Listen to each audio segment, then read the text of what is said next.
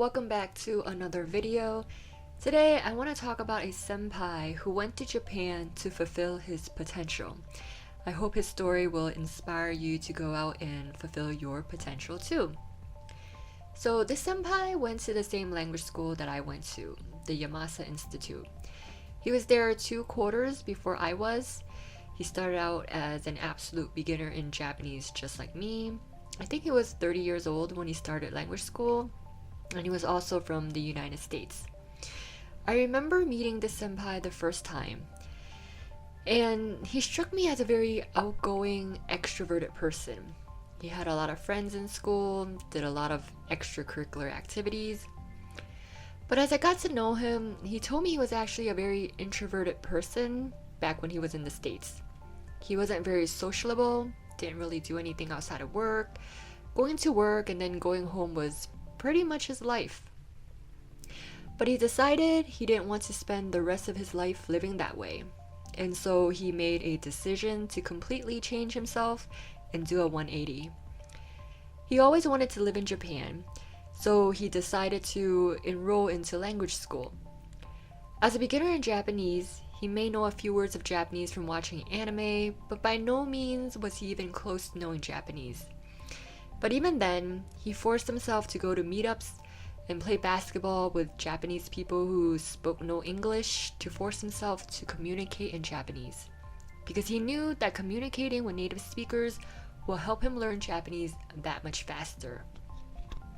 Like I said before in my other videos, it's great that you go to language school and learn from textbooks and teachers, but that's just the bare minimum.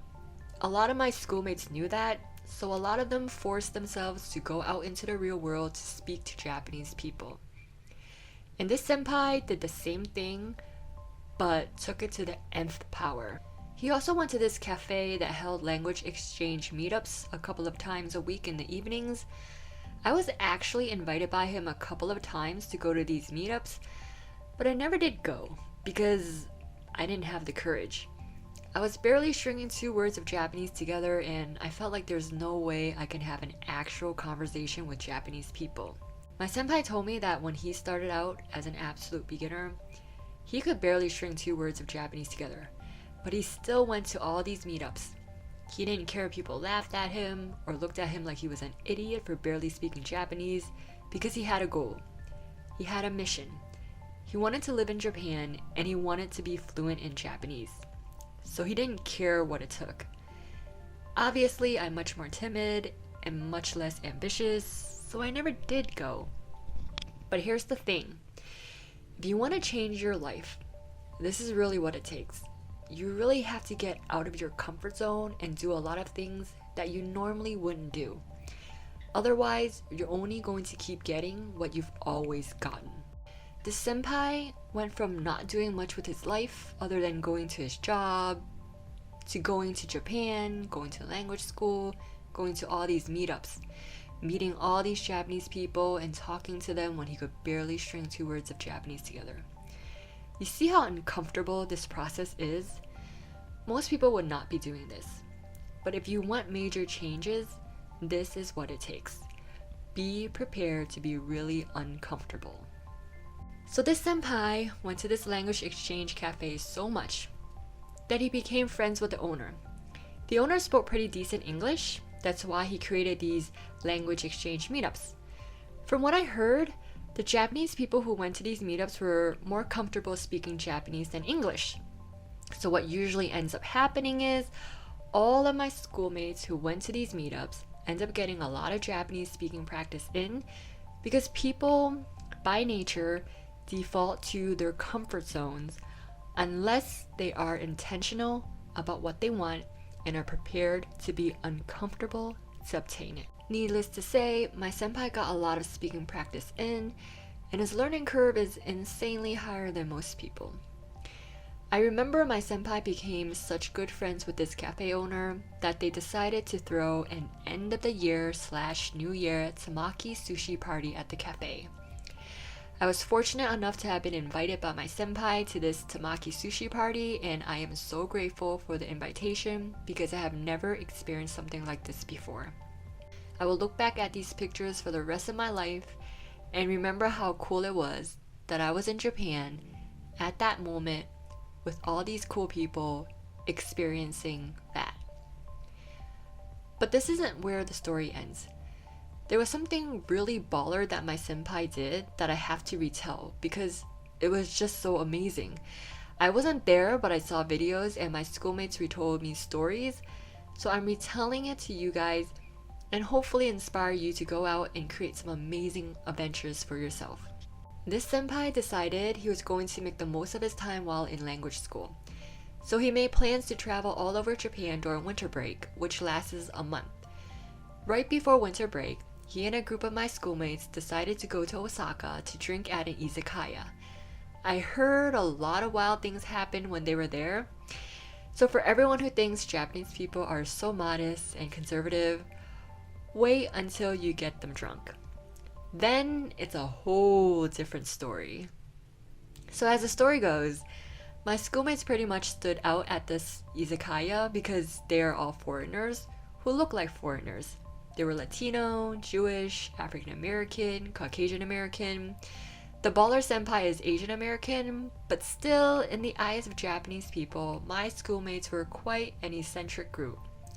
Somehow, my baller senpai started talking to this drunk Japanese lady who turned out to be a high school teacher in Hokkaido.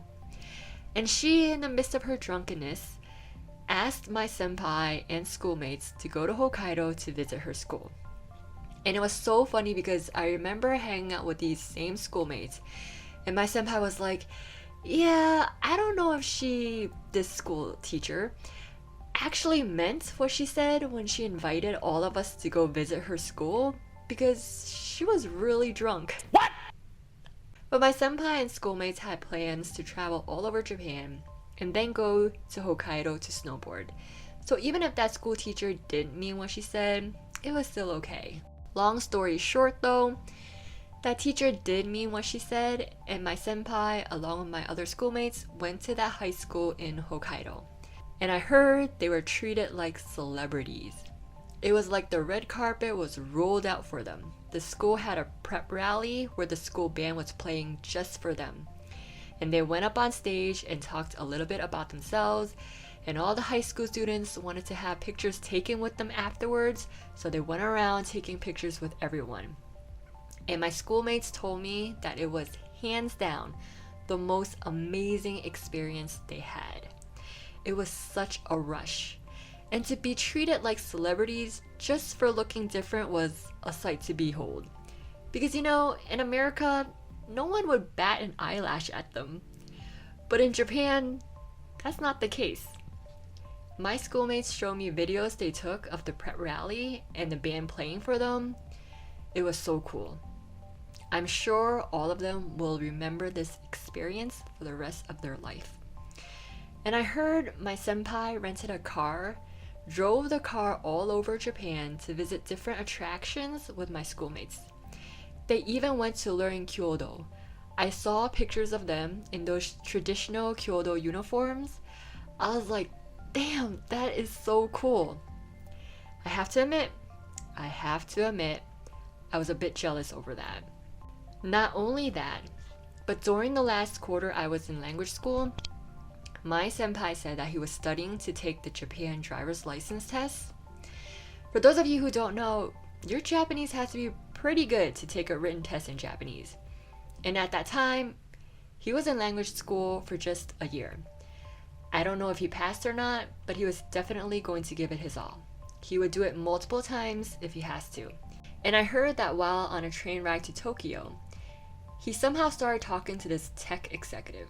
It was super random, but seems like they hit it off, and he has plans to get a job at a tech firm somewhere after he finishes language school.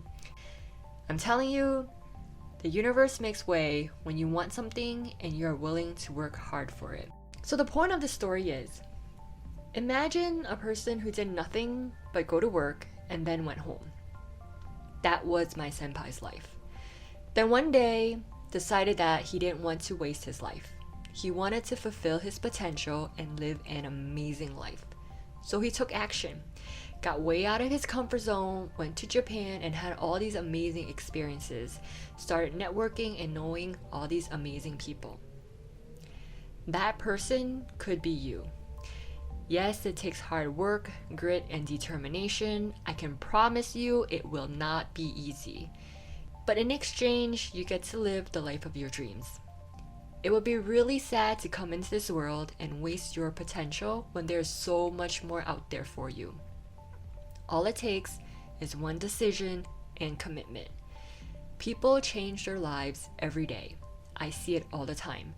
They are not celebrities nor influencers. They don't put their life out on the internet. So people think it's not happening. But it's happening all the time.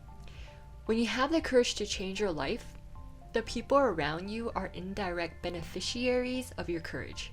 I would not have been invited to a Temaki sushi party if it wasn't for the senpai. And the people around him would not have experienced being a celebrity in Hokkaido if not for him. And your courage gives other people permission to live the life of their dreams. So let me remind you, 2025 is the year to make it happen. Whatever dream you have, whatever amazing experience you want, this is the year to make it happen. And I encourage you to hang around people like my senpai, because energy is contagious. And people like him will indirectly uplift and empower you to go after your dreams.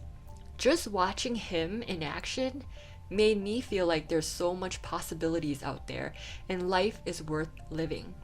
And it made me braver. But if you don't have someone like him to hang around, then I encourage you to hang around this channel because I want to create a community where we uplift each other to live the life of our dreams. Yes, shameless plug, I know, but it had to be said. And I'll end on that note. If you got any value from this video, please give me a thumbs up. It helps the algorithm share my work with viewers like you. As always, if you have any questions, comment below. And I'll see you next time. Mata ne.